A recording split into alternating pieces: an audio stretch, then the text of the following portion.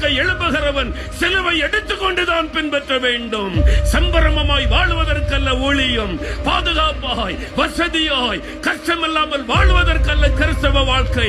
இயேசுவுக்காக பாடு சகிக்க, இயேசுவுக்காக உபத்திரவத்தை அனுபவிக்க, இயேசுவுக்காக என்ன உபத்திரம் வந்தாலும் எழும்பி நிற்க, அதுதான் கிறிஸ்தவ வாழ்க்கை என்று உனக்கு தெரியுமா?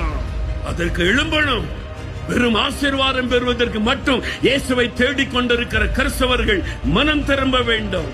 இயேசு எனக்கு என்ன செய்தார் என்று கேட்கிறாயே, உனக்காக கடைசி சொட்டு ரத்தம் வரைக்கும் சிலுவையில சிந்தி கொடுத்த இயேசுவுக்காக நீ என்ன செய்து கொண்டிருக்கிறாய்?